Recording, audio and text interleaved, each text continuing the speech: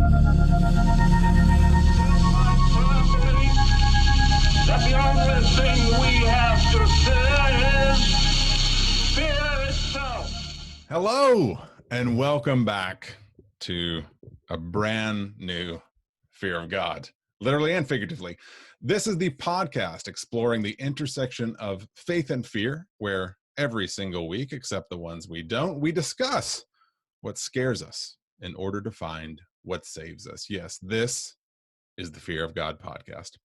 Speaking to you right now is one of your hosts, Nathan Rouse, and typically with me is fellow co-host Reed Lackey. And, you know, he was here a minute ago, but he said that he needed to go look more closely at his rental agreement, which, I mean, I know rentals in Southern California can be a thing, as they can be in many places, but I don't really know what that's about. Hopefully everything's okay and in shape, as it were. We'll see what comes of that, but, you know, he'll be back. I think. While he tends to that, allow me to welcome you back to our brand new series that informally began, surprise, a couple of weeks ago with Infinity War and continued last week with A Ghost Story. We hope you're enjoying this series. It's a series meant to resonate directly with our current local and global moment as we all wrestle through our shared sorrow, as we experience an initiation, a word that's coming up a lot here, into our lives as we ponder our deaths, at least in a certain fashion. I am getting ahead of myself, though, because here at the Fear of God, we just explore. We don't explain, and I was risking over-explaining there. I am, however, going to explain that you can find us just about anywhere, at least anywhere podcasts are sold. If you'd be so kind, we would also welcome a 5-star rating or a review on iTunes. And, lest I forget, let me remind you that your home for all things foggy is thefearofgodpodcast.com, wherein you will find archives and merch, including cell phone cases, t-shirts, campaign buttons, pillows, face masks, please wear them, magnets, and Reed! Hey, buddy! Hey, man, welcome back to the... Hey, you okay? Did everything go okay with that? What is that face you're making? Everything okay with the rental agreement? You good? Yeah. Yeah? There's been some weird things going on. Really? Yeah. Like I heard some weird banging. Ooh. My clothes are doing weird things. I know you don't like piles of clothes. I don't. You know, well, No, I hope. don't. Well, hopefully, at least for the sake of our conversation, it's all going to tone down a little bit. You know, I hope so. I hope. Don't do me a favor. Don't tell anybody I don't like piles of clothes. Okay. Whatever you do, don't. Nice. Don't tell anybody. Ray. So, what? So, excite is probably the wrong word, but we're kind of in the thick of a new series, and yes. What are you kind of feeling about this?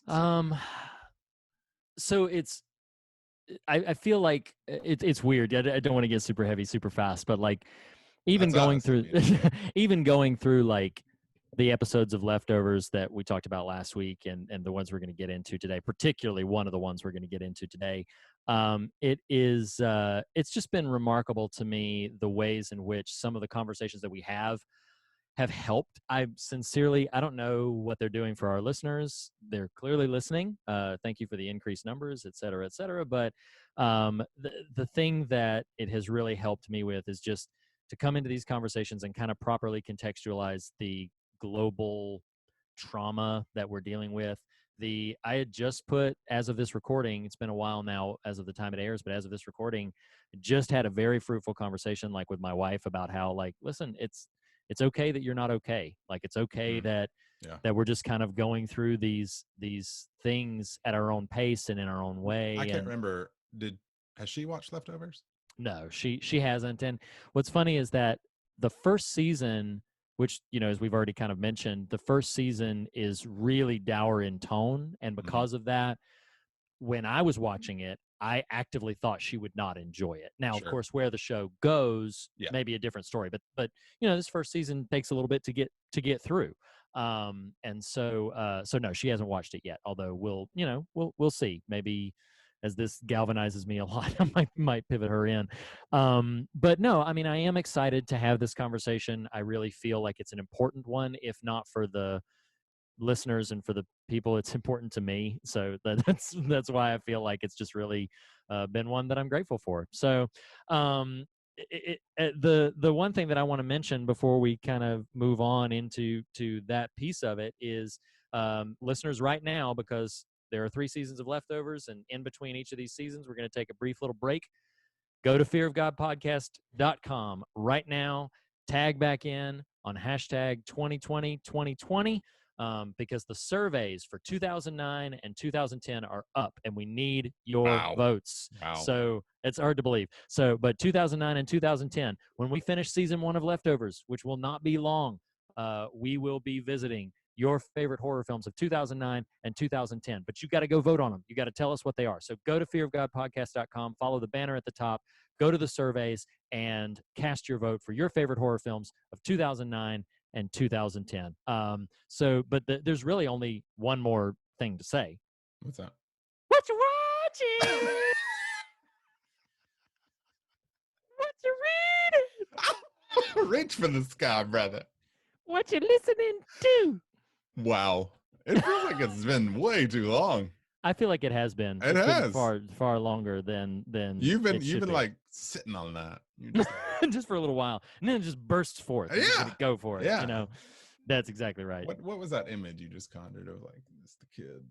I don't know. Cover art of a movie reaching for this. I don't know. Probably Free Willy, for all I know. That might be it. That might be it. Yeah. I'm gonna have a big whale jump over me. Maybe. Yeah. Right. What you watching, reading, listening to, Riri? So, we just watched. I mean, you asked me. Do you care if I lead? No, please. By all means, yeah. If I think you may have even watched this yourself. So it is quarantine time, wherein time is just a face on the water. It is not a thing anymore, and so one day bumps into the next, or does it? Maybe. And something that I was sort of aware of when it was initially airing, is very recent, but that kind of in a moment I was like, I think the kids would probably dig this. So my big kids and the mother-in-law and even my wife sat in on some of this. We just watched Lego Masters, the Fox reality show TV hosted by one Mr. Lego Batman himself, Will Arnett. What a fun show. That's a fantastic show. And I tell you what, let's just spend a few minutes. That's right. Okay, so did y'all finish it? We did. So okay, have you finished it? Yeah, all the way? We're done. Okay, yep. yeah. Spoiler. My couple won. My pair won. Oh, yeah. I was rooting for from episode 1. Now I got to give a shout out to my son. My son watched this with me. My wife checked out the first episode or two, but it very rapidly became like destination viewing for me and my son. And then one evening when we built, if I'd have had the forethought, I would have brought it in to show it to everybody. Maybe on another. Because we're on video now, brother. We are. Yeah. I don't think about these things anymore. Yeah. We did. Shortly after we all got quarantined, we did a project and we made the big Lego Yoda that they have put out. It's massive. It's impressive. We took a few hours and built that big Lego Yoda with repeats of Lego Masters playing in the background. So it was really kind of fun. That became destination viewing for me and my son. I have to give a shout out to him that when we went into the finale, there are 3 pairs in the finale. And his first pair, he was like, well, I'm rooting for them. And then they got eliminated. So he's like, well, okay, well then I'll pull for the other ones. And then they came in second. I felt so bad. It was like one of the worst parts because then he was like really upset. You said he identified 3 and one of them got eliminated. Well, in the finale. So the finale itself has 3 people competing against each other. Yeah. He was going for one couple. They came in third. Then he pivoted over to going to the next pair and they came in second. And so I felt so bad because the people I was rooting for won. And I'm sure you rubbed it in his face. Well, no, it was like the worst sitting there. I was like, yeah, sorry.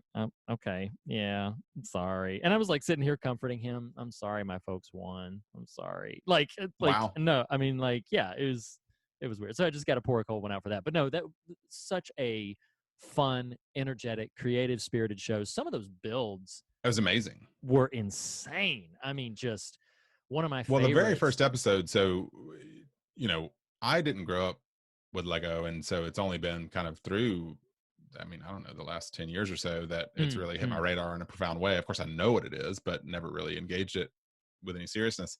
Yeah. That first episode with the Ferris wheel one, I was like, holy cow. Right? People's capacity and skill level at that was really astonishing. Well, and my favorite one, my favorite moment in the show, it's not my favorite build. My favorite builds were the ones where they did the half thing, where they had an object and they had to build out, like the clock that one couple did was just, that was fantastic. But my favorite moment is when, and this was my couple, my favorite moment is when they're building up the bridge and it holds 1,000 pounds. Oh, that was amazing. Yeah. I was like, that's unbelievable. Fantastic. I was like, this is crazy. Staggering. So yeah, it's a super fun show, really accessible, very fun for the whole family. It's it'll really inspire your creative spirit, very sort of positive leaning. I love that a couple of times where you're really kind of devastated for people going home. It's the only reality show that I can recall where the judges, as they're sending people home, are getting teary-eyed. That was really isn't that powerful. impressive? Yeah. And I was just like, this clearly was an atmosphere that inspired creativity and inspired each other to, kind of just have a good time. And I loved it. It's a highly recommendable show, and I love it. I'm glad you watched it. We loved it. Yeah, that was it's been so long. Do it. Our family, that was what we were watching. We weren't reading. We weren't listening to. I mean, wow, I've never had to see you do that. Yeah. That's not my favorite thing. So, Lego Masters, incredibly fun show. Speaking of fun shows, let's go back to Mapleton and join up with the Garvey clan and extended cast for the Damon Lindelof spearheaded Tom Perrotta novel, The Leftovers, of HBO. Specifically, we are looking at, for this TV guideposts, we are covering The Leftovers season 1 right now. This is episodes 3 and 4. Yes. Number 3, Two Boats and a Helicopter, and number 4, BJ and the AC. We probably will spend the bulk of our time at number 3 here. Number 3, or episode 3 rather, is the Matt Jameson episode. It is what I call the lock episode. It's the third of the series. It features the man of faith of the show, and in a really profound and devastating sort of sequence of events. This episode is the kind, one, that you got to think Damon just loves, but 2, loves to execute on and really elevates. Like 1 and 2 are good, and elements of them are fantastic. This one, and I love that we just covered 28 Days Later, 6 weeks ago, and referred to Matt Jameson over and over, and here we are formally getting to know him, and he's a terrible guy. I love the man, but goodness gracious. So episode 3, Two Boats and a Helicopter, is the Matt centric, his attempt to,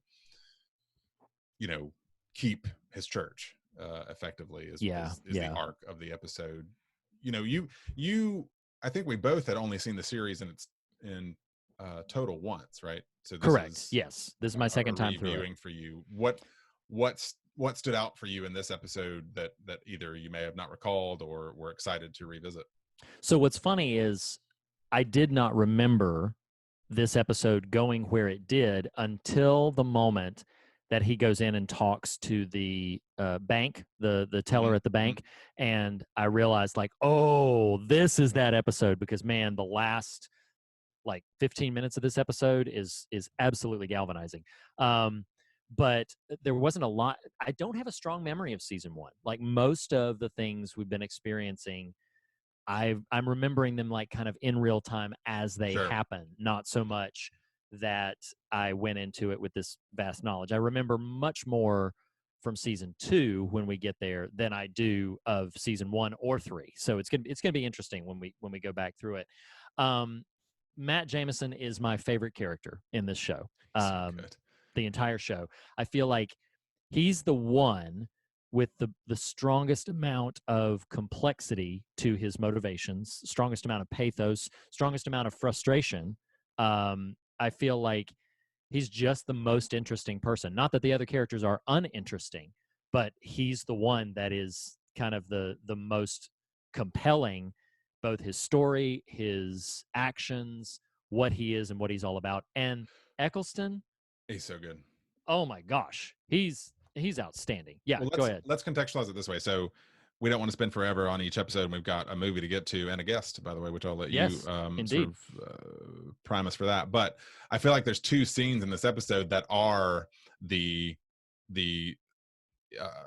if you were to distill Matt Jameson into 2 things, it's terrible and beautiful. And I do want to throw out one line that I just loved and is very exemplary of a lot of stuff about this show.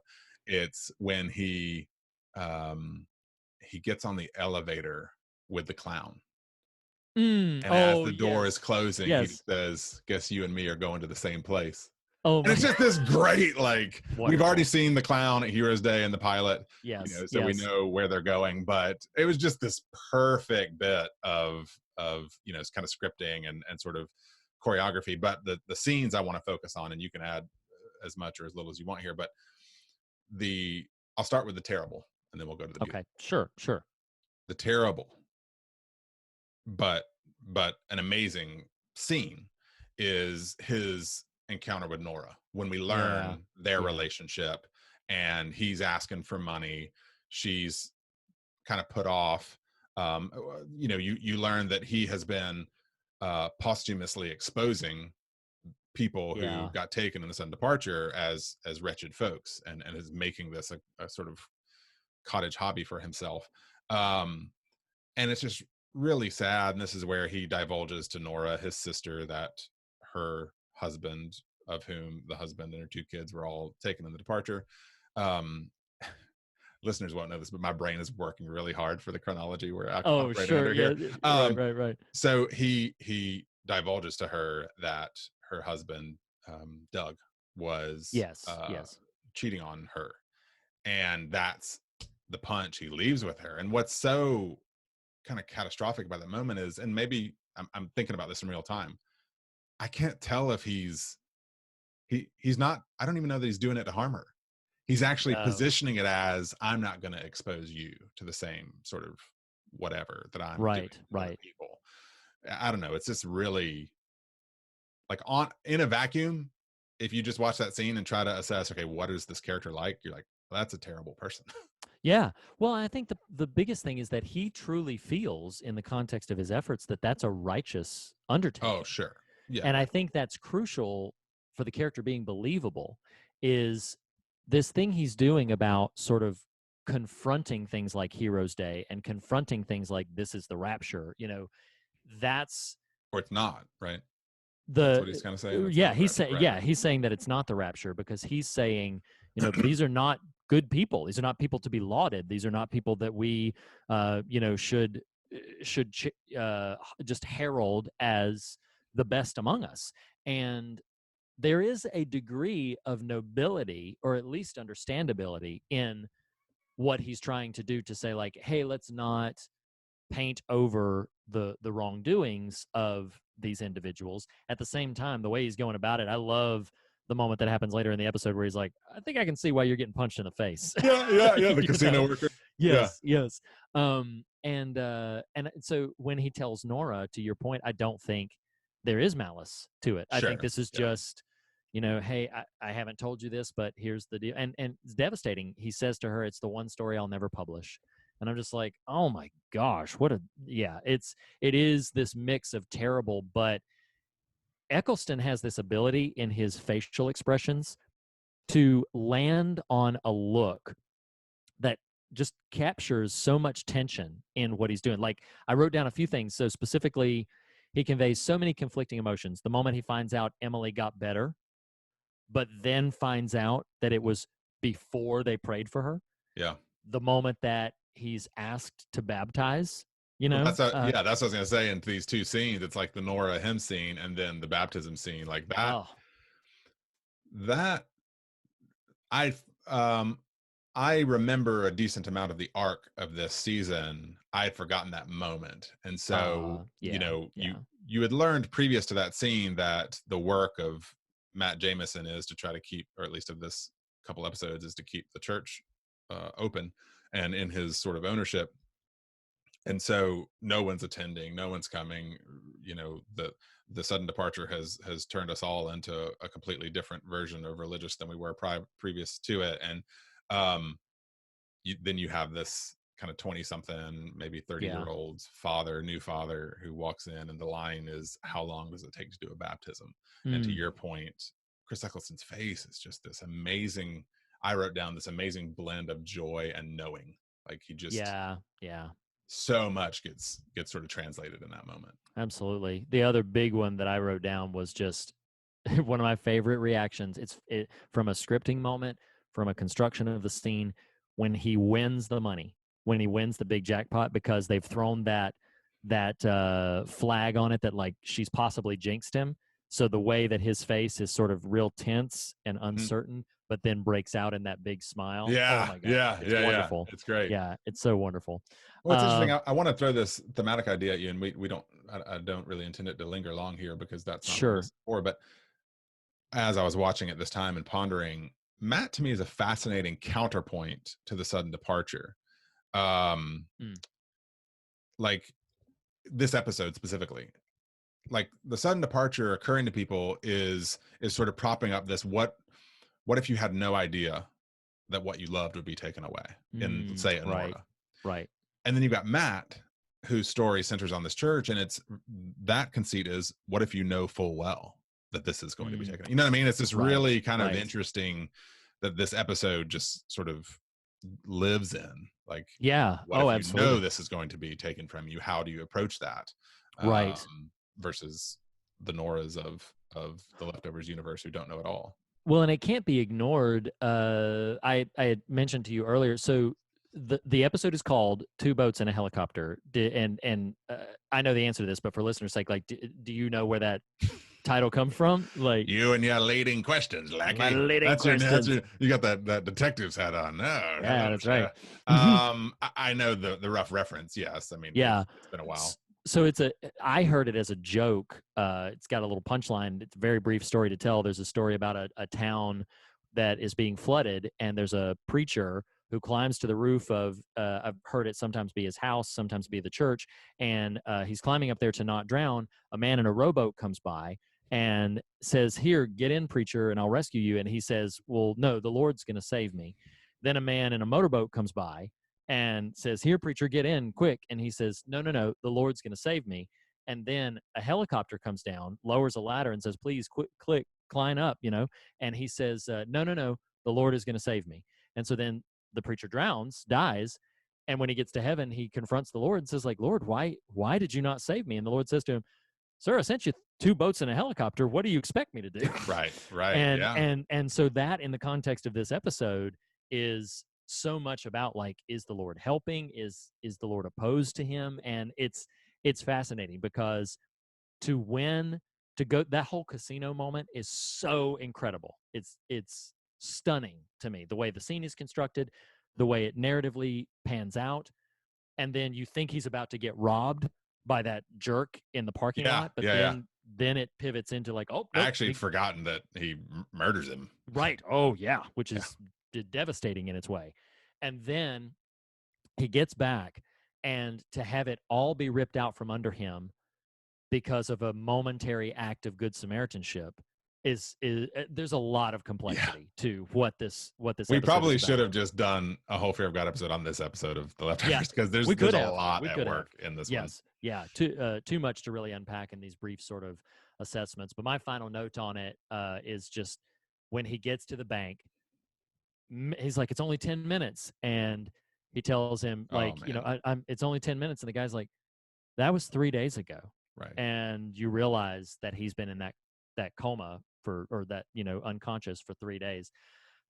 Masterful scripting on the show's part, and then just a really powerfully affecting moment. So yeah, I love this episode. This is the episode that I really, first time through it, it's hard to get through this first half of the season. This is an episode that will propel you, if anything will, will say like, okay, there's some stuff going on here. It's worth hanging tight to see where the show goes. So let's move in however long we want to episode 4, BJ and the AC. What did you think the AC stood for? I don't know. This is one, like, I'm talking all high and mighty about how, I caught the 2 boats and a helicopter reference. I have no idea well, what everybody knows that one, Reed. Baby Jesus is right, what I would right. imagine, but I don't know what. I didn't actually look it up. I was like, AC, what are we talking about here? Yeah, I know. Listener, if you have watched The Leftovers and are deeper into the lore than even we are, let us know if you know what that means. Yeah, what AC this is. one features pretty heavily Tommy and Christine, which I referenced a little bit last week, is maybe one of the weakest aspects of this whole season. Whole show. Well, this Christine at least is pretty much done with after this season, but you read the book and you can unpack some of this as it happens, but do you recall much about the book and how some of this, like the things you liked or didn't about the book? I read it in proximity to its publication, which would have been more than 5 or 6 years ago now at this point. I do remember that that Tommy and Christine and the Holy Wayne plotline, like that's all there. Mm-hmm. And it's, in both the reading of the book and, as I mentioned last week, in this iteration of the series, like this is my biggest ding against it. I almost am antagonistic against the fact that I have to endure this plot line as it's going through this season. I know it'll be over and done with Holy Wayne stuff. All of it. The whole Holy Wayne stuff. There are germs of some interesting stuff there, but on the whole, that's all they do is really make me sick. I mean, but those germs don't do to me the good. Show's credit, it learns from its mistakes very quickly. And also in the show's defense, it's in the novel, and the first season is very much a relatively faithful adaptation of the plot of the novel. So that much I'm gonna sort of yield to it. But honestly, I have 3 very brief things I would mention about this episode, and I wrote this episode down as largely skippable. Like, I would say you could probably like view a couple of those scenes, and then otherwise, like, this episode was a slog for me, especially coming off of the energy of episode 3. It's just like, oh my gosh, this show is like it just completely. Well, and listeners will, the things to be ambivalent on in season 1 only clear the runway for the soaring sort of aspects of seasons 2 and 3 to come. But yes. I referenced them last week. I think you'll get this joke because of the weird way we record our podcast, but the Furtick twins just tripped me out. They do resemble. Oh, they yes. Do. Oh, alarmingly so. Yes. I do love the gag. You got to pretend that that's new.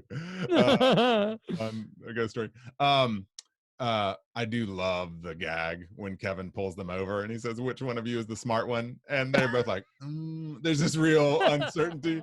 I actually kind of, despite my comment a moment ago, I think they're fun. They are fun. They are purely utility, but they do it decently.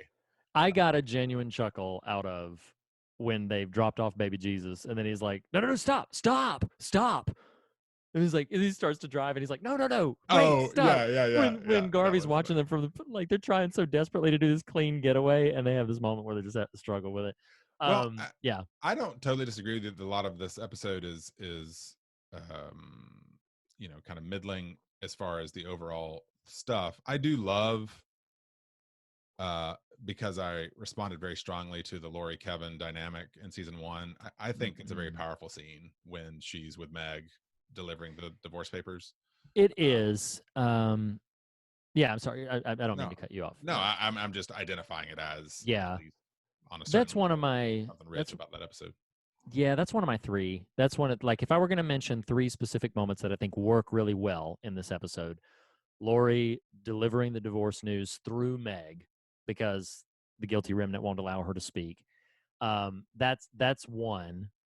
The second moment for me would be the view of the loved ones dummies all over everything. That's a pretty haunting idea. Just, hey, you don't gets yeah. utilized in extremely haunting fashion. Oh, absolutely. So that is a pretty affecting moment. And then, boy, if you were on the fence about whether the guilty remnant are good people or not, and then they break into houses to steal pictures of loved ones that are never coming back, that's a pretty atrocious thing. But see, it's funny. Do you recall where that leads? No, my memory does well, not. I just a moment ago, I wondered if you remember this. The loved ones the dummies strewn across the highway. This is signature Lindelof. He's building the box and placing these breadcrumbs because the dummies are a signal to the viewer this thing exists in the universe of the show. Right. The photos that they're stealing are very relevant to what's. Oh, okay. I don't remember how. The remnant. So, okay. In these two episodes, the remnant buying the church and stealing the photos are key towards what you will ultimately learn. Oh, okay. Kind of plot of season 1. I'm glad I don't remember that because that'll probably be some revelatory experiences as I go through. But it kind of affirms where you're going. But the awfulness isn't stealing photos; it's what they're doing with them. Gotcha.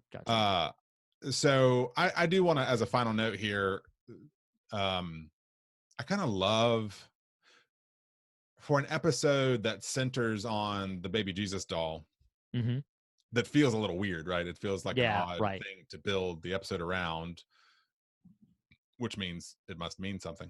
Right. I don't know if you recall this from the Star Wars B-side. You were off fighting intergalactic, bad guys. Took a lot out of me. Yeah. I know. I'm thankful you made it out relatively unscathed, despite that bionic hand you now have. Talk about the bionic hand. Yeah. So, Ian in that episode references, we were talking about Ray, the Ray from nowhere concept, and this phrase he threw out there was, sometimes it's just a scavenger from Jakku, because we were talking about Rise of Skywalker. Well, where I'm going with this is, I love how this episode resolves with the baby Jesus. And what I wrote is, so Matt shows up, he saves the day with, I had an extra, and Kevin ends up throwing the initial baby Jesus out the window. And I wrote, sometimes a doll is baby Jesus, sometimes it's just a doll, and sometimes it's both. And I just really love, and I don't want to dwell here unless you just want to, but the things we imbue with sort of meaning and power, the things that once the meaning we've assigned to them no longer applies, we kind of rescind from them. I don't know. It's just understood. Really, no, I don't exactly know how to unpack that, but something about that was really kind of powerful to me. No, I understand. Yeah, I hear where you're going. Do you though? Yeah, I do. I do. Yeah, I would linger there for maybe a moment, but I actively want to resist digging too deep into the heels of this, because we're gonna, in 3 weeks' time, we're gonna dive into season 1 and all that it has for us. So stay tuned for that, ladies and gentlemen. That concludes another installment. We forgot to end it. Yeah, we're so out of sorts. We're so out of sorts for this. So wait. Okay. We're gonna rectify that right now, at least for the audio version of this. So that concludes another installment of #TV Guideposts, where we consume our leftovers once again, and we are saying goodbye to episodes 3 and 4, where one of them was super fantastic, awesome, and amazing, and the other one was not that, but still had a lot to offer for maybe some people in some contexts somewhere, because we imbue with meaning. Sometimes it's a doll, sometimes it's an episode, sometimes it's Jesus, sometimes it's TV Guideposts. That's what we're doing. So see you next time. Happy new video era, everyone. No kidding. All right.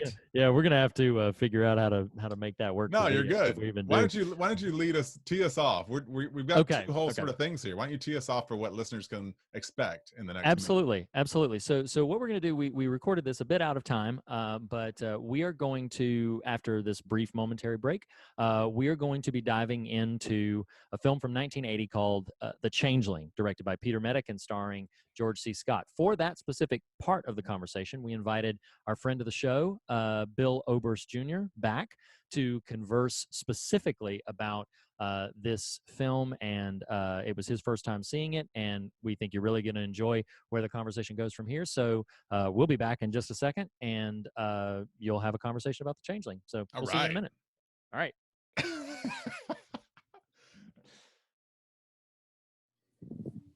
Man, Bill, I cannot tell you how excited I am to have you back on the show. This is a rare treat, a rare opportunity. Now I think you're officially, you have to be considered part of the Fear of God family, because not only have you recorded The Raven for us, you and I had a wonderful chat not that long ago, probably about 6-7 months ago now. And now you're on for like a formal, actual conversation. So thank you so much for taking the time to be with us again today. We really appreciate it. Well, you're welcome. And actually, you inspired me to do a podcast that I'm doing now, recording The Raven for you guys, which I'd almost completely forgotten about. And then just before this pandemic hit, somebody on Facebook or something said, "Didn't you record The Raven once?" So I said, "Yeah, I did." And then I linked to the Fear of God. And then when the pandemic came and I was going crazy like everybody else being indoors, I got the idea to do a podcast featuring Gothic material, which probably awesome. wouldn't happen had you not asked me to do The Raven. So thank you. Oh my gosh. And by the way, if you have not, is a wheel. It so is. And by the way, if you have not, listeners, if you have not checked out Bill's podcast, it is really, really great. Bill, pitch us the name, pitch us the concept. Oh, it's called Gothic Goodnight, and it's an homage to the radio shows of the 40s in which you'd have a host set in some creepy location. Mine is, it's a bedtime tale, so no episode is more than 30 minutes, and most are about 20, and I literally read you to sleep with short Gothic fiction. It's really great. If you That haven't checked sounds it awesome. out, yeah, it's actually really spectacular. So yes, Bill's too humble of a guy to say how amazing it is, but I love it, and it is actually a great throwback to the classic radio dramas. Well, what's funny about that is like you have 30-minute episodes intending to put people to sleep. We have 2 hour episodes. It doesn't likely if you do not fall put asleep, people to sleep. It doesn't work. right. I'm saying you're trying. Ours is 2 hour episodes that people are like, "Oh my God, I'm out." It's like Nathan trying to watch a movie these days. Oh my gosh. Well, speaking of that, so Nathan, this is your and Bill's first time together. I'm gonna take a step back. Why don't you formally welcome him in and before you joined our little call here, Reed, we were exchanging pleasantries and learning of some similar geographies here and backstories. And I mentioned to Bill that it's nice to have the pleasantries out of the way, the formalities, like the poetry reading and the formal get to know Bill episode. Now it's just, you're just part of the crew. And absolutely. So Bill, something we do with pretty much any guest is ask the 2 questions. We need to formalize this, Reed. We need a little jingle. So you be thinking about that while I ask. Okay. All right. I'll see what I can come up with. So the 2 questions we like to ask guests, I'll ask one, let you answer, then ask the other. So I'm phrasing your version a little different than I would the casual person because you're that special to us. But if someone were to say to you, "Why do you like horror films?" What is a film or a pair of films, minding our time, that you would point them to? If someone says, okay, this is crazy, you're ridiculous, why do you even like this stuff? What's 1 or 2 you would point someone to? Amadeus and The Exorcist. Man, my man mentioned The Exorcist. That's just like right there. Okay. Right. Episode over. That's fantastic. All right. That's awesome. Until your and Reed's conversation, I had never contextualized Amadeus as a horror film, but based on how you talk about it in that conversation, I was like, okay, I can get behind that. Sort of like some of the stuff we do sometimes. Like, is that horror? Is it? No. Because, and I'll just add a 1 sentence Yeah. qualifier to that. the lie of the devil is that you are a mediocrity and you can never measure up. So you might as well just slide further down and be evil. Those two movies taken together deal with evil and the lie of mediocrity and hierarchy. And I think the devil really loves to make us think about hierarchy. Okay, I'm done. Wow, that's great. That's fantastic. Reed, do we just need to mute ourselves and let Bill go? You know what? I would love it. I would love that podcast. Right. So, absolutely. So, well, I mean, Gothic Goodnight, you know. It is. It's there. Plug. So the second question for you, Bill, is, and this can be as existential or as literal as you want it to be, but what scares you?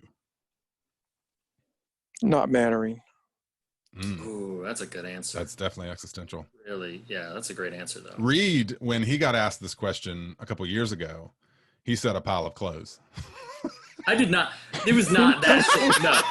I said, so, no, the story was, I have this momentary give us thing. the context, Reed. Here's the thing. So that matters. I have, as tends to be the habit, my son obviously goes to bed before the rest of us do, and my wife most nights goes to bed before I do. So I'm usually up for about an hour or so more than she is. And as I'm turning out the lights in the living room and walking down, I most often have this brief seconds of flash where all of the lights are off and I'm going to walk down the unlit hallway. And I'm like, you know what? There have been occasions where there's like a pile of clothes sitting somewhere, or where there's something off in the distance, and I'm like, oh my gosh, I hope that doesn't move. Is that what I think it is? And so I have these moments. So whenever somebody was like, what scares you? I was like, well, sometimes I get a little freaked out by something like that. And then that somehow translated to my dear friend of 2 decades is like, so you're scared of a pile of clothes. That's really what this is. At the show we say we explore but not explain. You just explained the joke away, and so it's not quite as funny. It's not quite as funny when you do that. Last question. This is not asked of all of our guests, and I'm going to personalize it. Bill, if I wanted to dive into your personal oeuvre of your work, what are a couple of films you would point me to as like, hey, I really like that one. I really like my work in that one. What are a couple? And listeners, take note. The Retrieval. Okay. That's a good film. Criminal Minds. Yeah, right offhand. Retrieval and Criminal Minds. Good to know. Nice. You heard it here, listeners. All right. Well, Bill, thank you so much for being here. Thank you for playing our little question game. Reed, do you want to? Yeah. So let us delay no further. We're going to dive into Peter Medak's. I don't know if it's Medak or Medak. I'm going to say Medak because I believe that's the way it's supposed to be pronounced. Probably wrong. Sure. Fine. You know what, Nathan? Let's listen. So we're going to dive into Peter Medak's film from 1980, the year that I was born. And it is the George C. Scott starring The Changeling. So if I understand this correctly, Nathan and Bill, this was each your first time seeing it. Is that correct? Correct. It is. Yes. Yeah. So I'm gonna defer. I'm gonna kind of start with Bill. One thing that we like to sort of ramp up in, we're gonna get into likes, dislikes, and trivia and all that good stuff. But first of all, I want to know just your general impression of the films. First time seeing it, I know from offhand conversations that you're a big George C. Scott fan. So what did you think of this particular film and its sensibilities? What was your experience of it? It would be nothing without Scott. Yeah.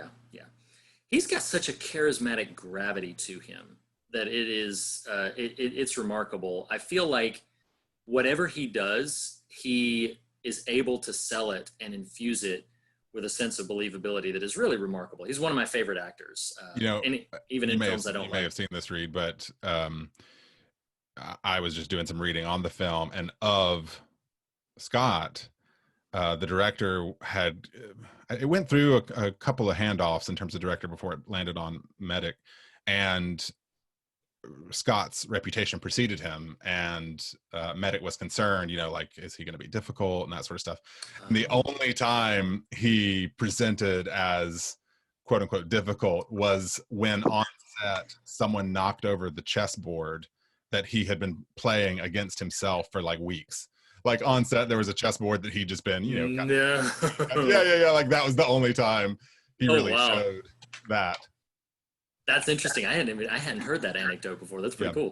cool. Nathan, what about for you? What did you think of the film? I can in podcast world, in real world, last week we talked about A Ghost Story. Yes.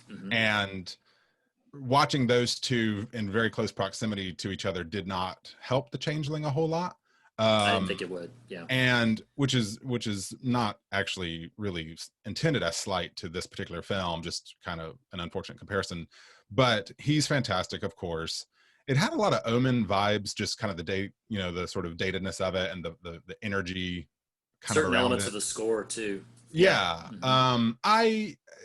I'm interested to see what our conversation yields. By no means was it I don't like it at all. It was just kind of like, okay, it is interesting. I did not know anything about it. So I didn't know it was a haunted house movie.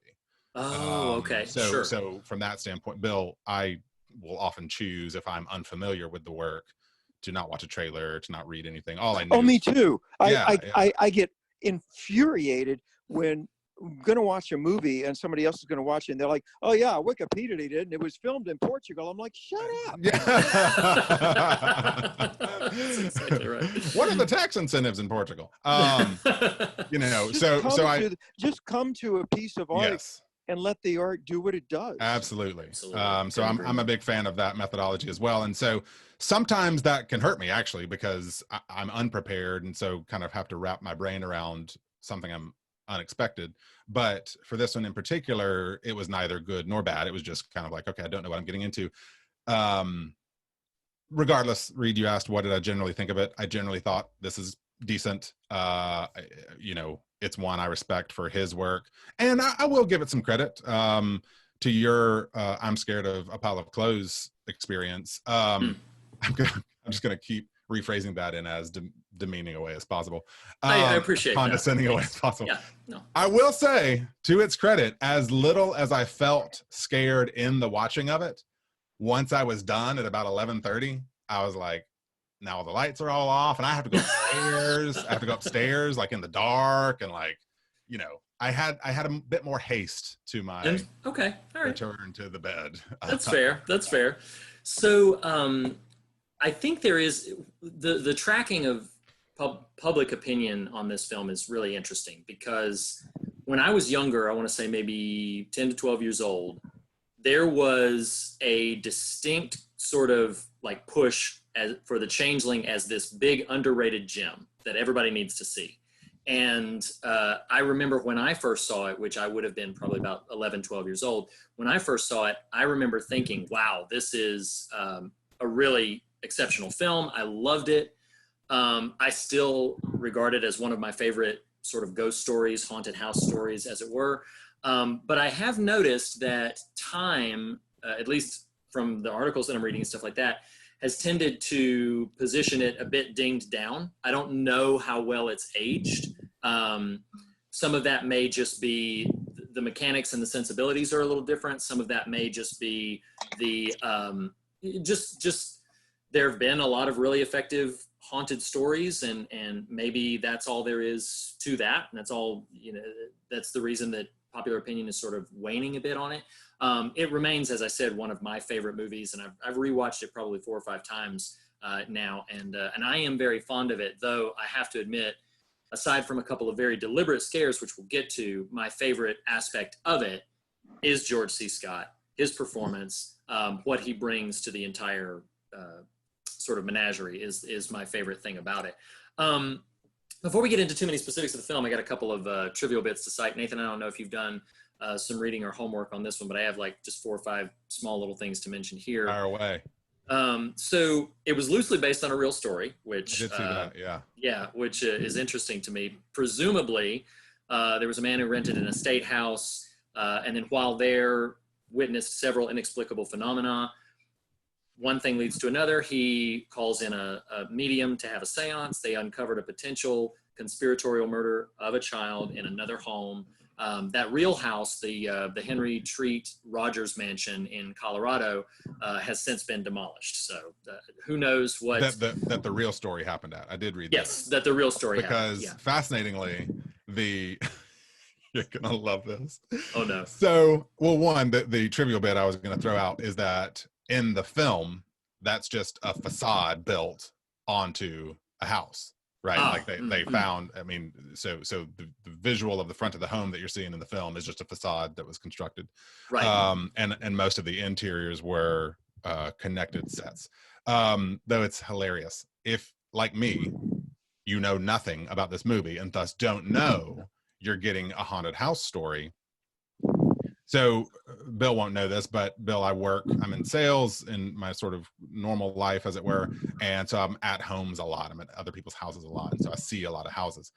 So when George C. Scott's character to his friends, once he's relocated, he's like, I think I'll just rent something. Remember they offer to let him stay? And he's like, no, I'm just going to rent something. The next shot is of this palatial mansion. And when I looked down, I was like, that's the house he's going to rent? Holy cow. Yeah, it's like, that's not realistic whatsoever. I have to recalibrate every time I watch this movie. It's one of the things for me is that, like, I forget that in the context of this film, he is like a John Williams or like a Michael Giacchino, sure. or like a major composer. So he's used to living in some degree of luxury by himself in massive right. homes. Right. One of my things is like, who would rent this like you said, palatial mansion that is just and to live by themselves, following living with a wife and daughter. Like I don't. Sure. That is one thing. Well, like I don't know. Once it clicked for me, oh, this is a haunted house movie. It at least lent a little bit of like, okay, I guess that's fine. You know. But when I don't know that's what I'm watching, it's like, holy cow, that's a house for rent. Oh my gosh. So one other thing about the sort of the basis for it is presumably the writers of the film meticulously researched the field of parapsychology to try to display specifically the seance scene in as accurate a way possible to what the research of the time or the sensibility of the time would have indicated that something like that would have gone down. We'll get back to that seance scene pretty soon, but it would appear from my very rudimentary research that they tried to do their homework on the film. Tried both in the supposedly true story in which it's based and also the sort of events that take place of the paranormal and sort of the parapsychological aspect of things. It is pretty lauded by a couple of notable filmmakers. Alejandro Amenabar, who directed the others, and Martin Scorsese have both cited it as one of the scariest films they've ever seen. Amenabar specifically cited it as an influence for the others. The last thing that I have mentioned here that I find interesting is that, so George C. Scott is in this with Trish Van Devere, and they were married at the time. They had appeared in a handful of other films together in the 70s, and by the time they got to The Changeling, most of the studios kind of suspected that basically Van Devere and George C. Scott were primarily a package deal. What's interesting about that is I think this was the last film that they made together. They had made either 4 or 5 before this, and then this appears to be their final collaboration. But that was the last of my little trivial insights. So Bill, I'm gonna kick it over to you for just some general notes, maybe 2 or 3 if you've got them, of what you liked and or disliked about the film. This is our little likes, dislikes segment. Likes and dislikes? In any order, in whatever comes to mind. I liked the fact that they used, I think, all of the available language of cinema at that time to create an impression of oppression. I really did feel oppressed and fearful in the house, and I thought they used all the available tools, including some really nice traveling shots. Man, yeah. Yeah, to me, the plot was secondary, but I've always thought that the plot it's fine in a movie for a plot to be secondary, because a movie is not meant, to me, to be a story. It's meant to be an experience. A story is wrapped within the experience. Yeah. It's just meant, it's supposed to be a mood feeling thing. To me, I think that's what cinema can be, rather than just a documentary. This happened, this happened, this happened. Right. So I love the atmosphere, and I love the use of the full visual language of cinema. I didn't like the ending. And so, yeah, there's that. When you say I didn't like the ending, what sort of didn't like how the story resolved, or like what didn't you like about the ending? Well, there wasn't one. It just sort of stopped. And I don't mean that as a knock. No, I mean you're in good company. You're fine. Yeah. They came to the logical resolution of the story, which is embodied in George C. Scott's "You little son of a bitch, what do you want?" Right. What do you want? Yes. I've done everything I can do, Mm-hmm. and I think that was the filmmakers' plea at that moment too. Was we've done everything we can do. Now what do we do? And then, if I could just very briefly use a personal example. Sure. Yeah. The Criminal Minds, the first episode that I did, my character, he was the child of incest, and he was physically deformed, and he was pitiful. He spoke childlike. They wanted me to play him childlike, and it was great. And he was really a heartbreaking killer. But then in the last scene, as a way to end the episode, he inexplicably travels to a couple who's on their honeymoon in a cabin, grabs the man by the neck with a knife and says, "You have 10 seconds to tell me where your car keys are." And then he starts counting down, completely out of character for anything that he had done. He was no longer heartbreaking, no longer kind. And it's the most bizarre end to the episode. And so I felt the same way watching this movie. You have to end it somehow. Yeah. I do feel like, so one of my dislikes... Hey, Reed, I'm sorry to cut you off. Will you clarify for me, because it was a little bit fever dream by the end. The Carmichael, the old man, we are shown him effectively in two places at one time, right? That is correct. Yes. Okay. Yep. Mm-hmm. Yep. So, I was like, I think this is what's going on. So one of the biggest problems to the film is its ending. To me, the ending it has is, well, I'll say it this way. I'll kind of jump here because I think this is an important distinction. To me, I feel like the film really ends, or should really end, after John Russell, George C. Scott's character, has exposed the truth, dropped off his stuff, and left the office. Agreed. That was the last scene. Yeah, that should be the ending of the film. To Carmichael, confronts Carmichael. Yeah, you know he what, confronts Reed? Carmichael. Yeah. Today it might be, because the thing was 2 hours long. Sure. And yeah. if it were an independent film today, that probably is where they'd end it. Yeah, just lobbed off that last piece. I think there was, if I can just make some suppositions, there might have been some impulses to say, well, you can't have so much time in this house and not have some big bombastic conclusion take place in the house. But to me, that moment, while I've seen it enough times that I think I've wrapped my head around what they're going for, it still to me is a lesser moment in power and scope than John Russell just handing over the papers, handing over the seance tape, and saying, "I'm sorry," and walking out of the room. That to me is the sort of the emotional resolution of the story. And Senator Carmichael's line to him, Senator Carmichael said, yes, "If you ever breathe a word of this to anyone, I'll make you wish you were never born," which is a great line for the subject matter. And boom, he walks out. Scott walks out with a high moral authority. John Russell does. Absolutely, yes, yeah. And there's your moment. Yeah, I felt the same way. Yeah, but what is happening at that sort of denouement is that John Russell is presumably staring at the medal that he has been handed by John Russell, and simultaneous to this, the house is kind of destroying itself. The spirit of the dead boy is just ablaze with rage, literally and metaphorically, and there is this sort of simultaneous, in the real, Senator Carmichael is seeing a vision of the truth he has been in denial of, and then he has a heart attack and dies.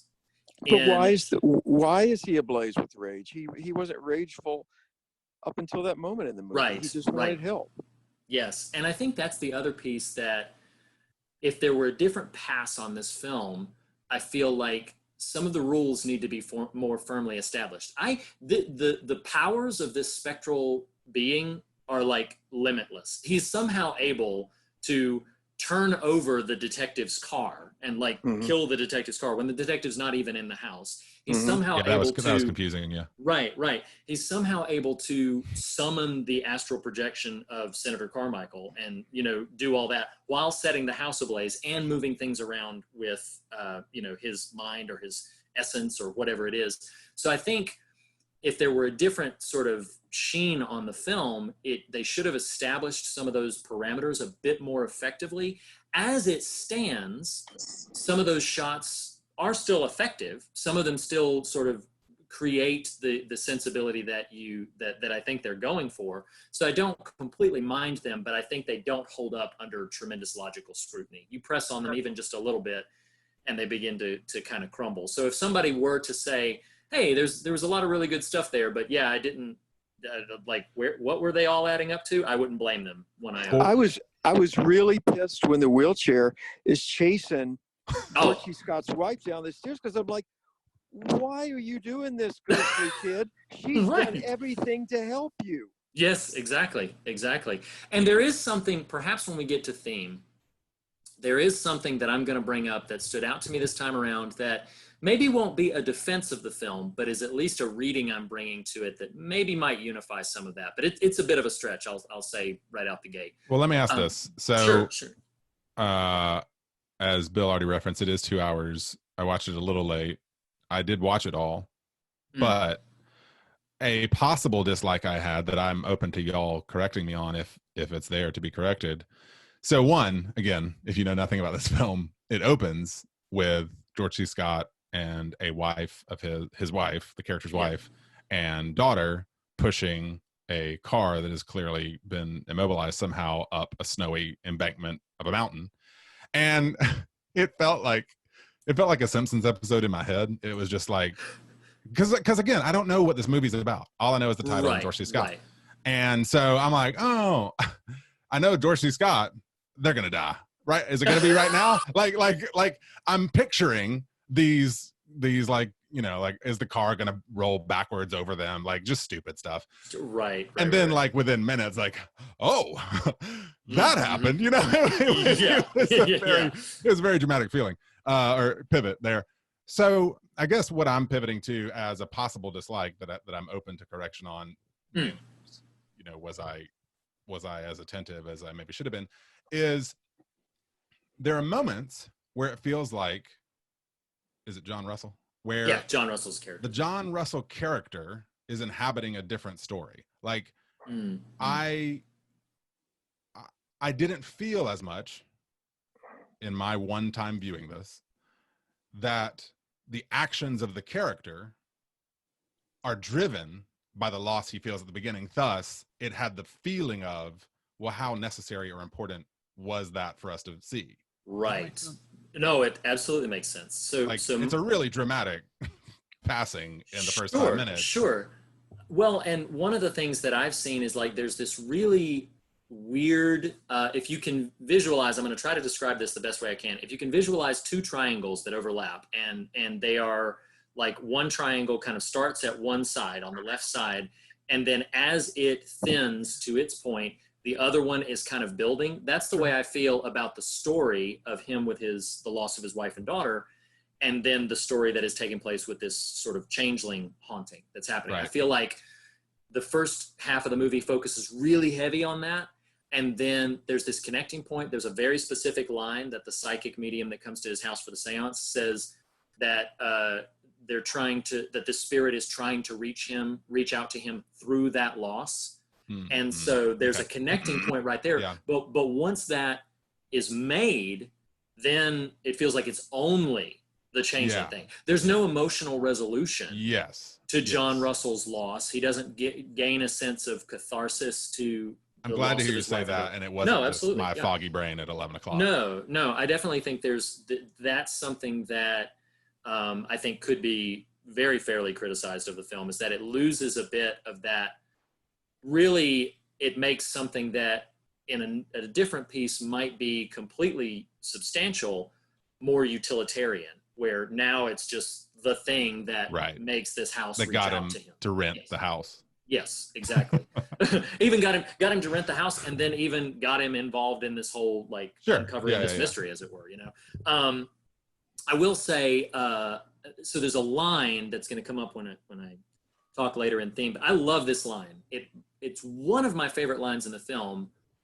I have some reasons for that, but it's a relatively unobtrusive line. It's certainly unpoetic, but I love the line after they've had the seance and everything is sort of coming to that other fruition.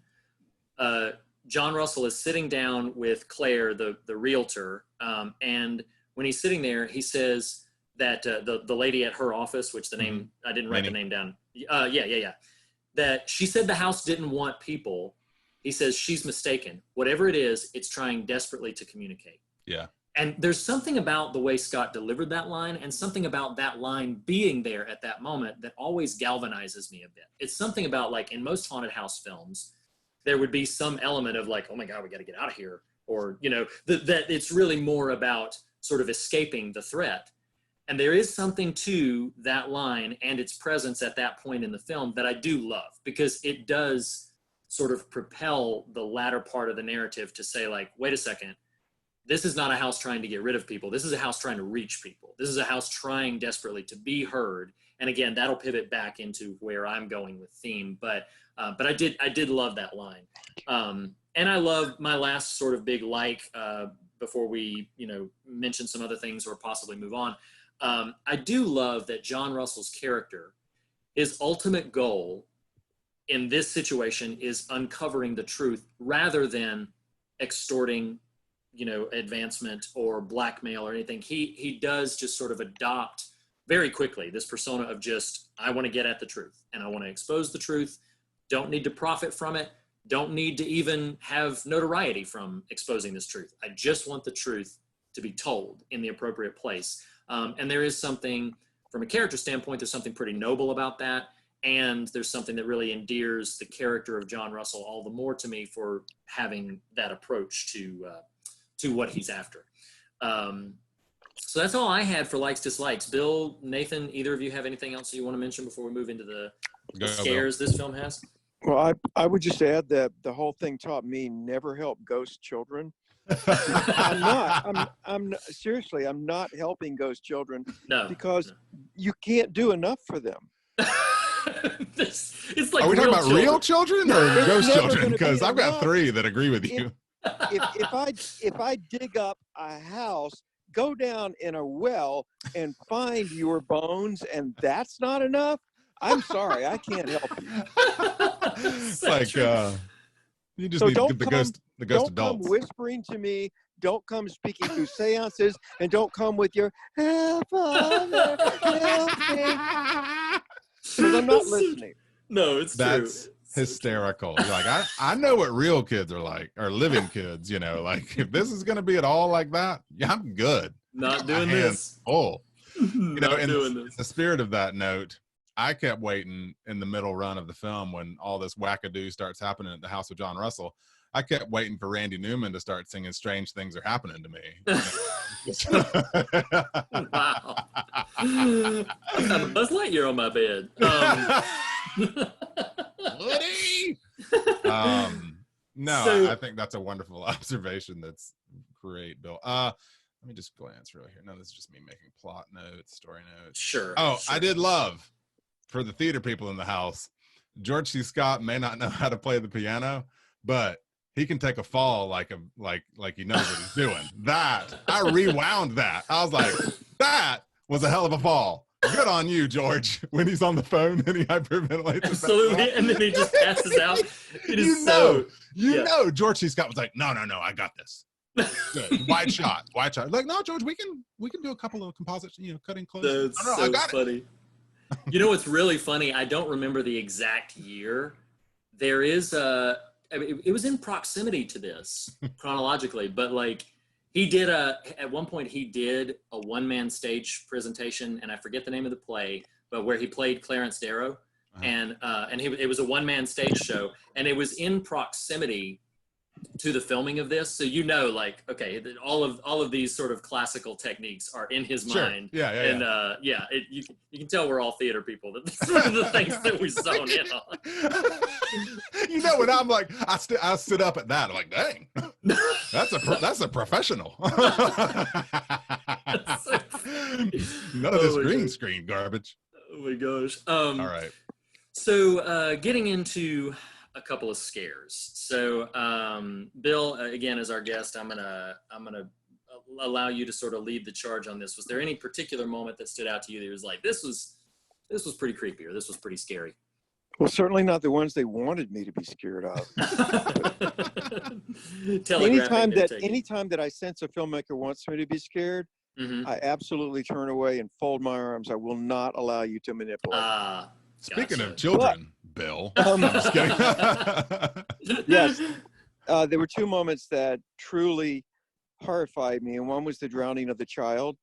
Oh, God. Yeah. Which was because I came into it with no idea what was going to happen. Yeah. Sure. And it was more extended. It could have been just the father stands over him. We cut to the boy's eyes going wide. Then we go to the dead body. But it was a real damn drowning. Yeah. Yeah. Oh, yeah. Absolutely. And that freaky. Scared me. Yeah. And then the other moment was when Scott first went up into the bedroom. Or really, I think the moment before that, where a rock came through the window and he sees a piece of glass. Yes. Yeah. That chilled me. Both of those two. That dumb kid. Who throws rocks inside a house? Doesn't he know better? Yeah. What about for you, Nathan? Yeah, the echoing Bill's note there in terms of when you're learning the movie as it's presenting itself, as opposed to knowing going in. Like, I didn't know Haunted House Story. I didn't know, oh my gosh, there's an extended drowning of a child.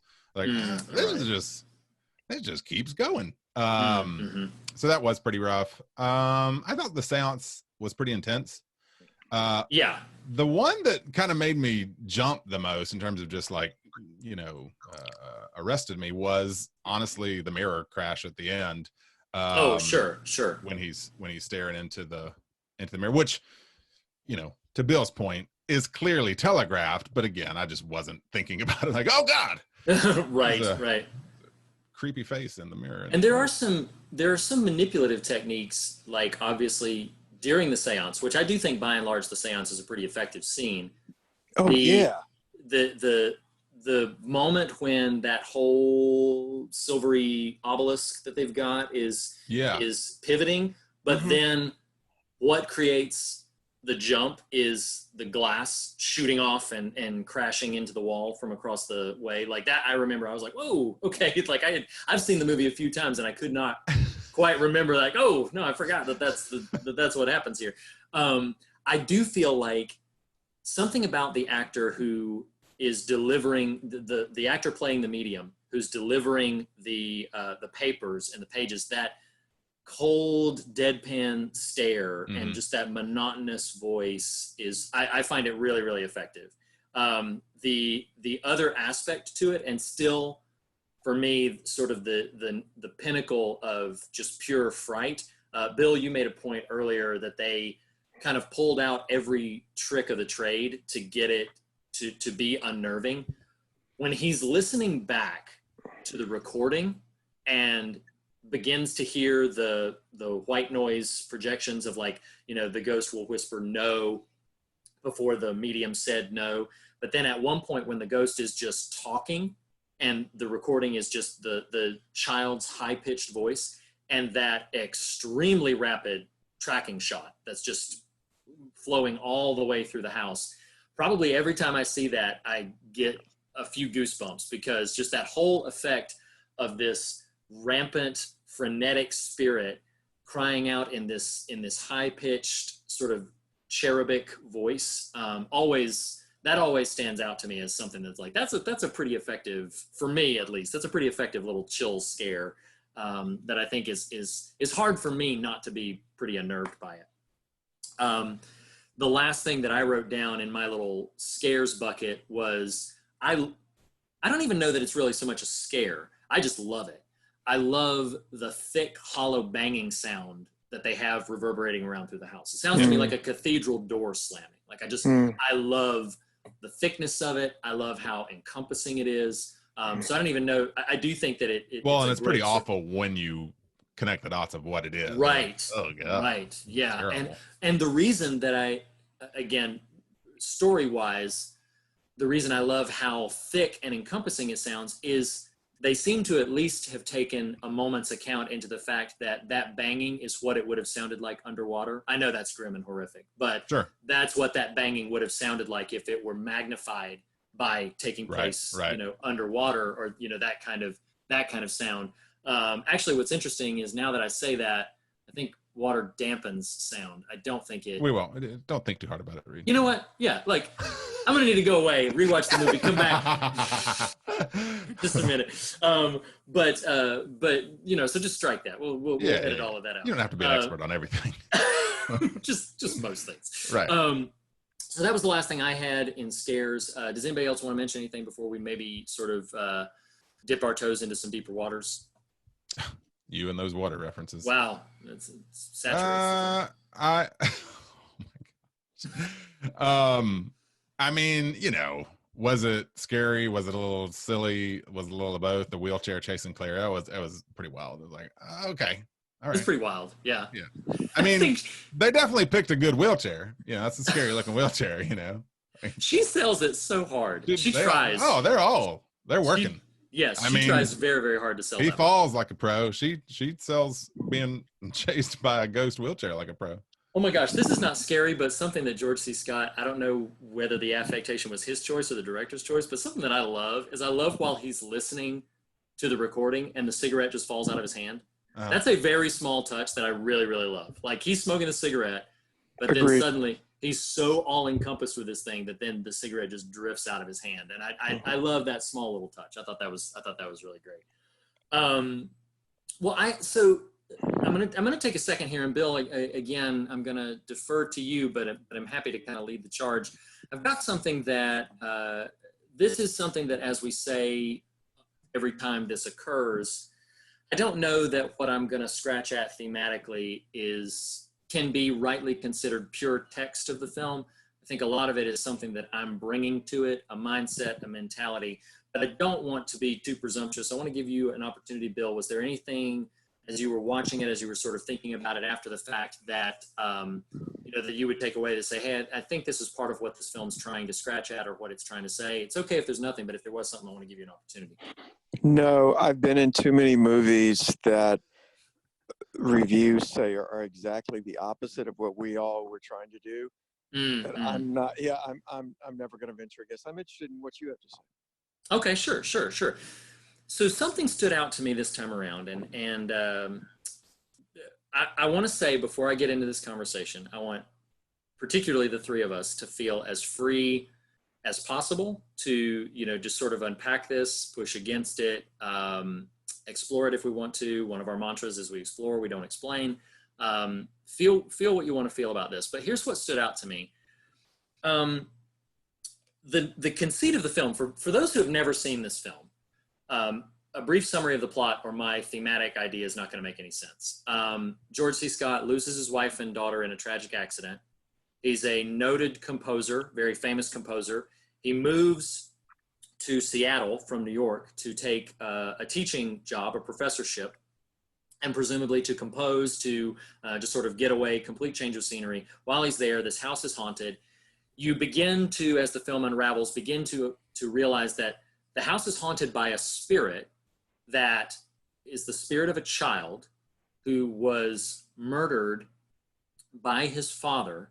And the reason this child was murdered by his father is because there was a stipulation in this very wealthy estate that the son would inherit the empire as long as he survived to his 21st birthday. But the child was sickly and crippled and feeble, and so was not potentially going to survive long enough to have the inheritance. So this father, brutally, we've all referenced the scene, brutally murders this child, and then finds another boy, the changeling of the title, finds another boy that he then sort of adopts, takes in. That boy is away in another country for a number of years, for more than a decade. And so when that boy assumes that identity, comes back to the States to inherit the fortune, pretending to be this father's other child. Now, what the film is not clear about is the film is not clear about the precise timing of when this changeling came into the care of Father Carmichael. But what we know from the film is that this boy, this changeling boy, who grew up to be a famous, popular, presumably, senator and very influential senator, standing atop an empire, was not entitled to that empire because that empire was bought essentially with the life of this innocent, crippled boy. And so he's standing atop this empire that does not belong to him. It's one of my favorite moments in that final confrontation scene where John Russell looks around at the lavish room and he says, none of this belongs to you. None of it does. And so here's what I wrote down. To me, the conceit that Senator Carmichael was a substitute for the murdered boy who lives, Senator Carmichael lives in the knowledge and at least partially the active concealment of the truth. We know, even though there's some ambiguity in the final scene about how much he knows, we know he knows something because he's spent the movie trying to stop John Russell from pursuing this track of thought. So there is some measure of knowledge in his head of what has taken place. But he lives in some degree of active concealment of the truth of the blood on which this empire was built. And that has, for me, some haunting echoes of some of the travesty, the tragedy that we sometimes find ourselves in when we deny the reality of the pain that bought our comfort, the pain that bought our relative ease, our relative establishment. There's some echoes here of politics that I can't avoid, but I don't want to, force this into being a specifically political conversation. Something that frustrates me, and then I'll shut up and elicit responses.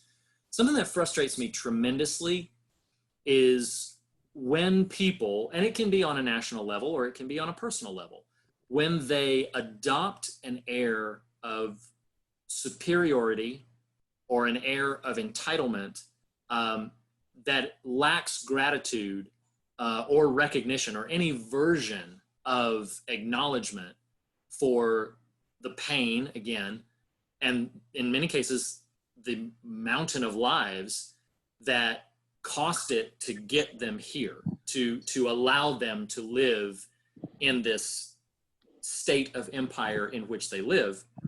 And I know I myself get very frustrated when there's not at least some measure of understanding of that dynamic. And instead, one of the things that really stood out to me this time, I promise I'm shutting up soon, but one of the things that really stood out to me this time is Senator Carmichael, when John Russell presents him with the truth, he lashes out in defending his father. He lashes out and he's like, and he knows his father has done a relatively evil thing. He knows it, but he passionately defends his father, almost to declaring him a near saint of like, he was a loving man and all this stuff. And what was ultimately demanded of him was to come face to face with what his legacy cost other people. I will acknowledge that I'm bringing some mentality to the film, but I also think that what I'm pointing at is there in the film. I mean, I'm not, bringing in extra textual stuff. That is the conceit of this film, is that Senator Carmichael is a changeling built on an empire. He is pretending to be somebody he's not, and completely ignoring what it cost to put him there. And what do you guys think? Am I completely off base? Am I reading too much extra textual stuff? What do you guys generally respond to that? Either one of you. Bill, you got anything? Go ahead, Nathan. I like it. Bill, you haven't had Reed and I in concert here. I'm usually the one who's just like, no, Reed, let's push all the buttons. Yeah, I think it's think it's interesting, this being my first viewing, and George C. Scott is such a formidable performer that he's your natural draw, but you make a great case, and I don't mean as in it needs defending, because it is there, that Carmichael really is the kind of central puzzle piece. I mean, he's the title character. Right. And so, right. You know, when you contextualize, and something that you just offered there that is interesting, and maybe we can follow if we want, in how Carmichael, and I'm using this word you didn't, mythologizes his own father. Yes. And I think it's interesting the power that is inherent to mythologize a thing, and yet also the danger that comes when the mythology you build around a person, around a group of people, around a country, becomes impenetrable to scrutiny and critique. Right. And that becomes hyper problematic. Because if a thing, Bill is not bored with my Richard Rohr quotes yet, but maybe by the end of just this conversation. But Rohr uses I'm paraphrasing grossly here, but basically says anything too big to be criticized will soon be demonic. And that just screams at me, you know. And what is the architecture of the film? I'm going to throw the last puzzle piece here. The mythology is so thick that Carmichael has built that the least of these is crying out for justice and is unheard. Yes. Is unheard, is unseen, is ignored, is trampled. You know, like right. That's huge. Right. That's why, I'm sorry if I'm cutting you off, but that's why that moment just reverberates so much in my spirit. Whatever it is, it's trying desperately to communicate. And so, like, to pivot into a bit of spiritual language there, it reminds me of the Lord confronting Cain and saying, like, the blood of your brother cries out to me from the ground. Like, there's an echo here of what has been wrought that you cannot simply brush off and you cannot simply ignore unilaterally. And I feel like a lot of the times, I love the way you contextualize the term mythologizing.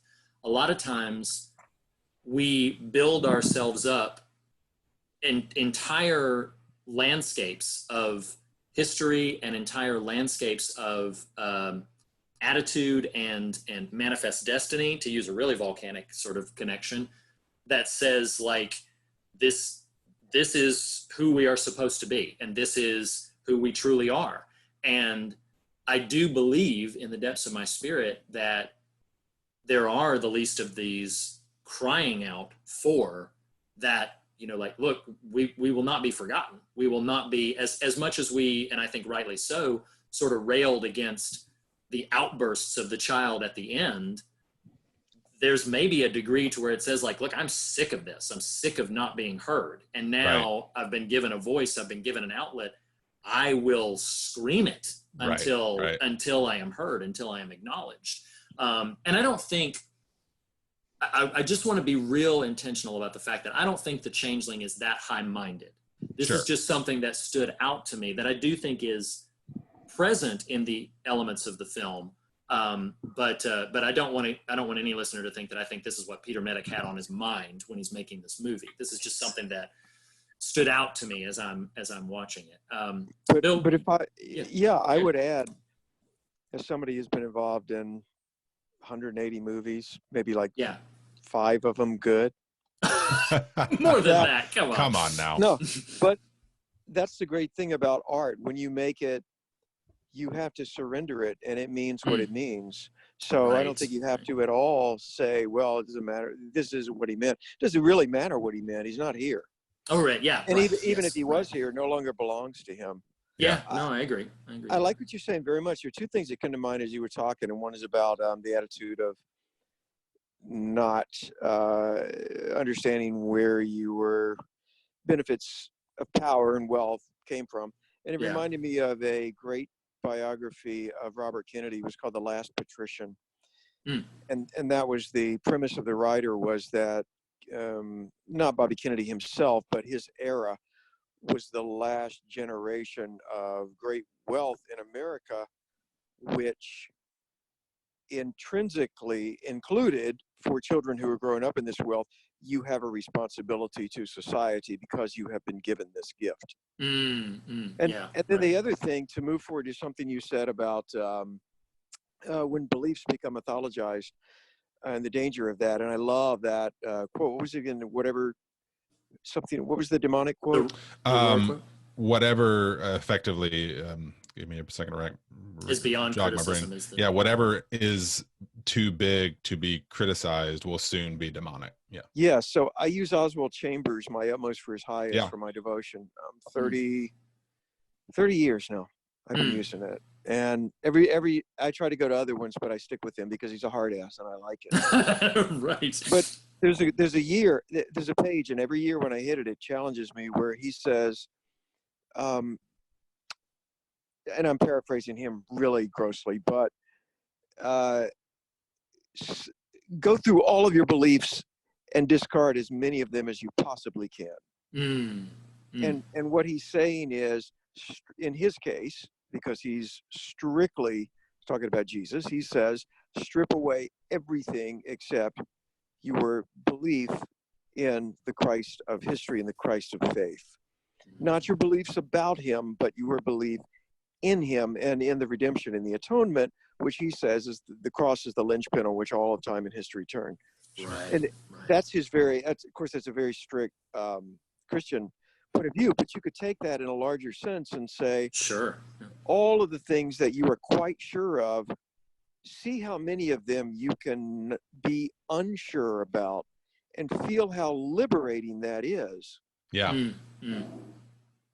Well, and that's such a great sort of principle there, and something that ties well here in the whole mythologizing idea is, to be fair, I wasn't even saying, neither of you are saying I did say this, but for myself, I wasn't even saying mythologizing a thing is wrong. Like, we do it, we all do it. We narrate in hindsight, locally in our own lives and globally in our national lives and international, whatever. Like, that is just that's a human mechanism to make sense of the world, is to mythologize a thing.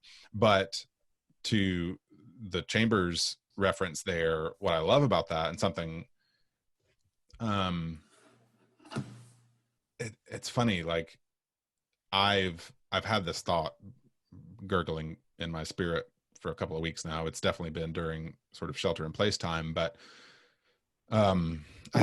there's one or two peers that immediately come to mind who post to social media extremely frequently, and it's a drumbeat. And I'm actually not criticizing them whatsoever. I'm in observing this type of behavior, and it's people I actually am pretty like-minded with, and so, generally speaking, I would agree with the things they're talking about or writing about or posting.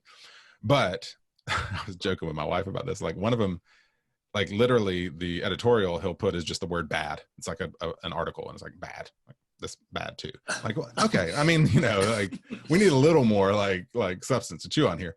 But as I've sort of processed for myself my own engagement on things like social media, and this is not for everybody, this is a Nathan thing, but it feeds into, Bill, what you were talking about here, which is I've grown, that feels like an odd springboard, but follow me here. I've grown and want to continue to grow into more and more lush versions of this.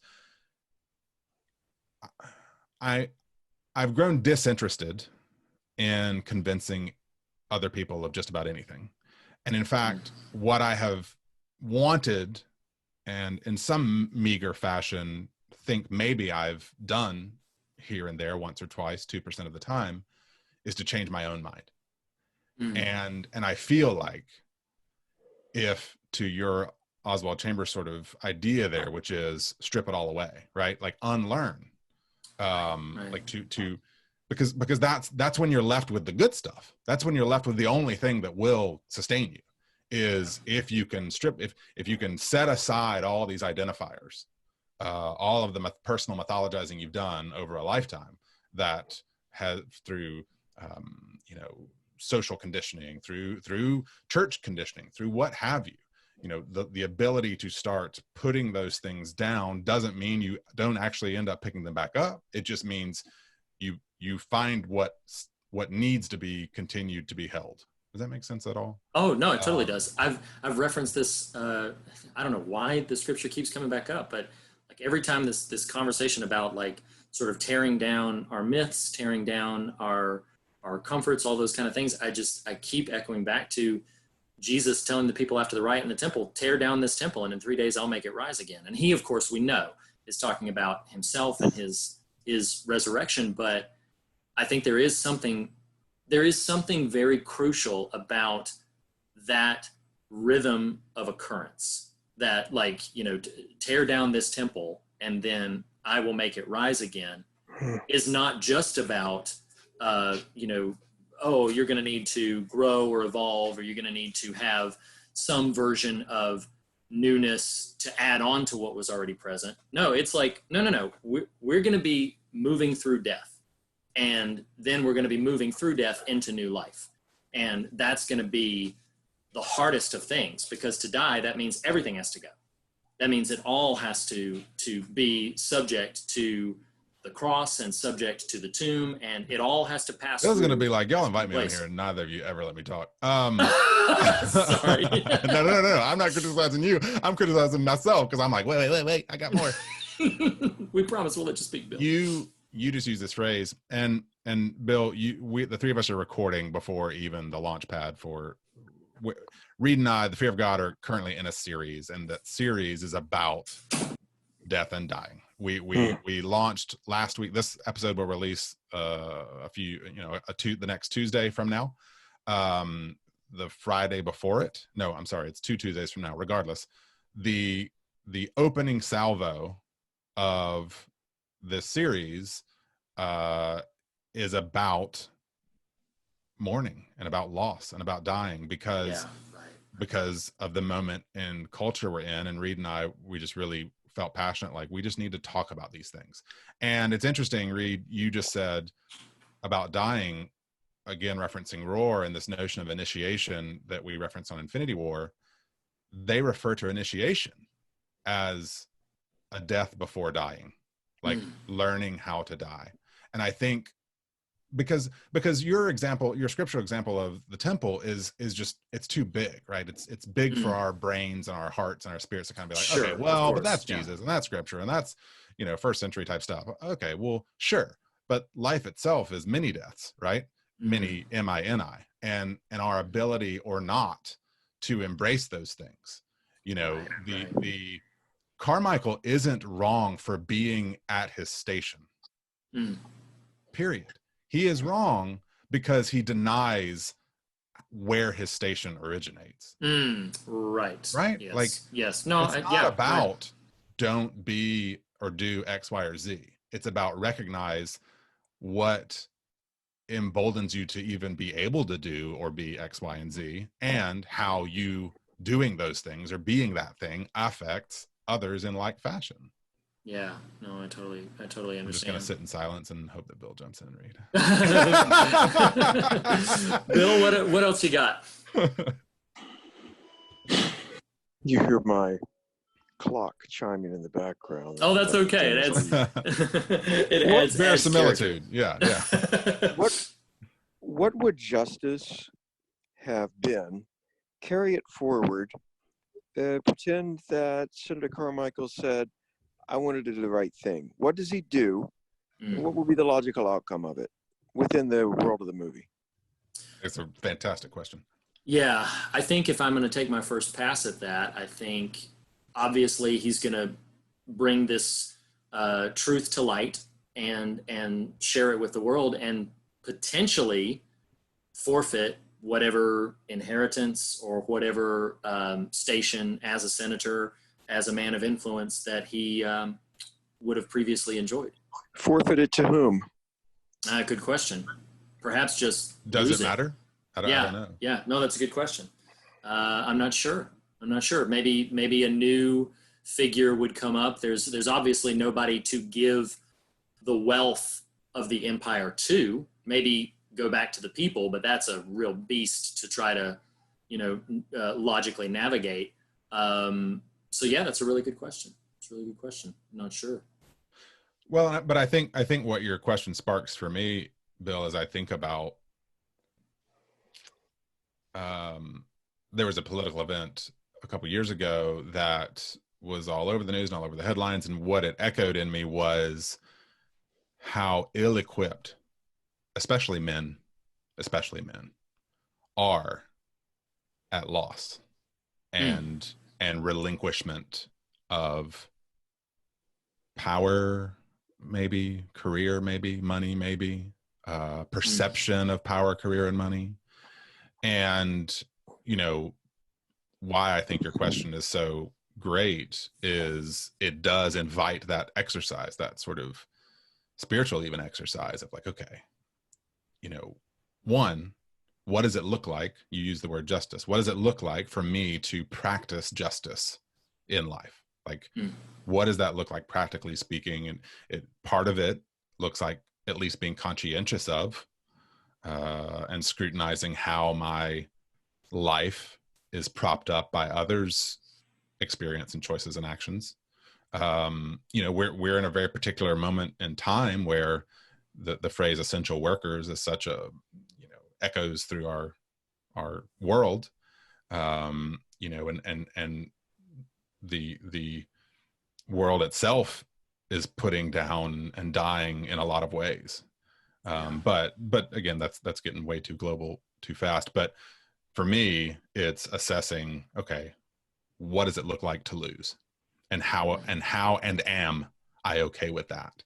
And because I think we have to practice losing. We have to know that experience in order to be faithful, I think, to, I would say, God, to ourselves, to those around us, is the knowledge of and the understanding of and the comprehension of just loss.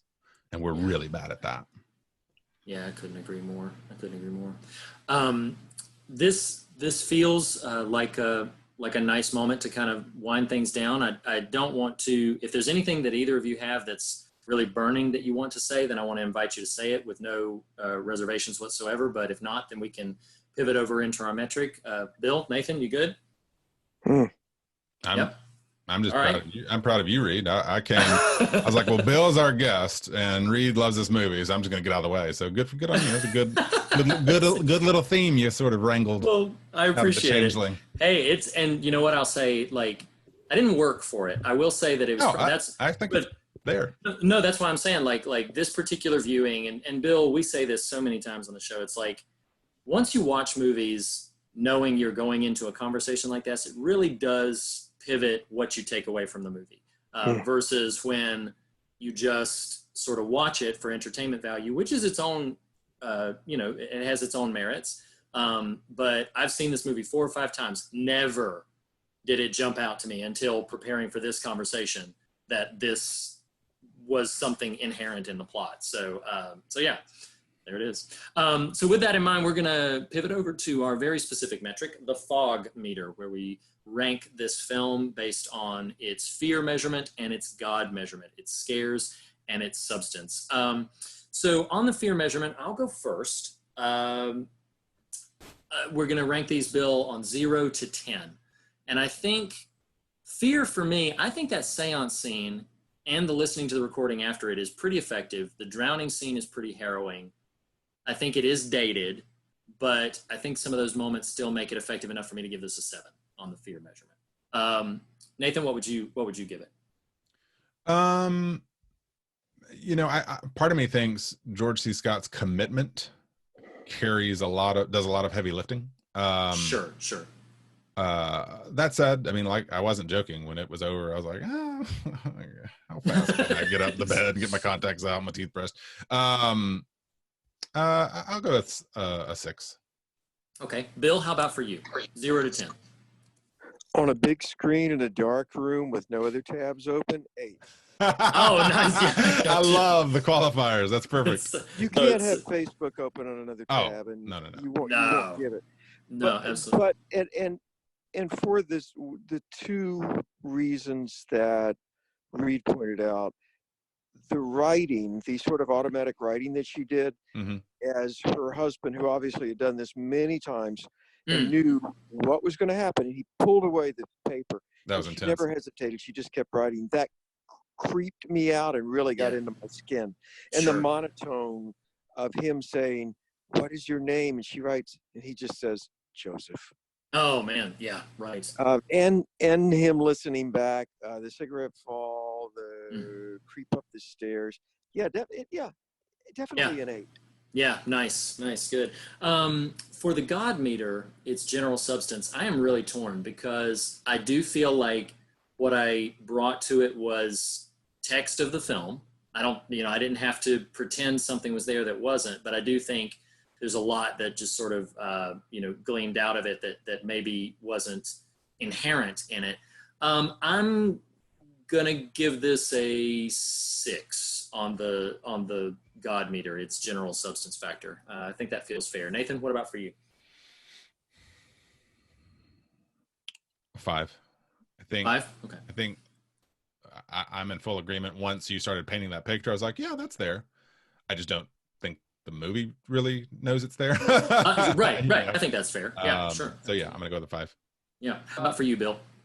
4, because there was no catharsis that we saw. There was no dealing with the death. The presenting problem was this man is undergoing a harrowing loss, and we're going to go on a journey with him where he'll deal with the loss. Right. But the loss, either A, didn't matter as much as we thought it did, or B, it was still there at the end. And I would have liked to have seen more of a spiritual component to his journey, if he had a journey. Yeah, exactly. Well, you just kind of what he may have. Maybe he had a journey, but it ended up lost in the edit. Yeah, sure. You just articulated what I was scratching at earlier, Bill, which is like, wait, didn't we start at emotional spot A, and then that just kind of evaporated by the midpoint? It got drowned in the bathtub. It's so true. Well, with those numbers in play, that means that we officially give The Changeling, directed by Peter Medak and starring George C. Scott and Trish Van Devere, a 6 out of 10 on the fog meter, which feels right. That feels right. Perhaps the more appropriate question, which I'm going to come to Bill first for, is would you recommend The Changeling for people to watch? What people? Good point. I would say a general audience. Would Not you say that people who have been adopted under surreptitious means and now have inherited great wealth. Not those people. They're going to have real problems. I mean, no, I'm being serious. Yeah, do you mean people like you and Nathan are the average person who says, "Hey, I saw Tiger King. It was awesome." Right. So actually give both designations. If you're going to recommend it for folks like me and Nathan, if you're going to recommend it for your common average viewer. Yes for you, no for them. Gotcha. Because I don't want them to watch something else that they say, "I didn't understand it," because I get really sick of hearing that guy. That makes perfect sense. I didn't understand. You're not supposed to understand it. It's art. You're supposed to experience it. But my questions weren't answered. It's only supposed to make you have questions. Yeah. You're speaking my language. Boy, that sounded so bitter. No. That's you're at home, Bill. We're all bitter here. I know this because every time I have a Facebook post in which I try with a general population to begin a conversation of any sort of substance, it immediately devolves into argumentative minutia. So I'm not recommending anything to anybody. Yeah, you're so right. No, you're so right. Nathan, how about for you? What would you say? I just love the phrase argumentative minutia. That's a really good one. I'm gonna That's true. Tuck that away. I think Scott's performance,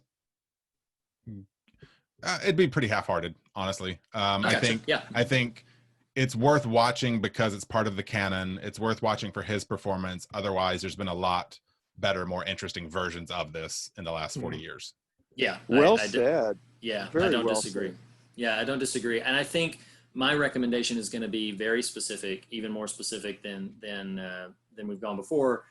If you are looking for a good haunted house movie you have not seen, yes, watch The Changeling. if you're looking for a good ghost story or a good haunted house movie you haven't seen already, that should be one that you should check out. The Venn diagram just keeps contracting. Just keeps going down.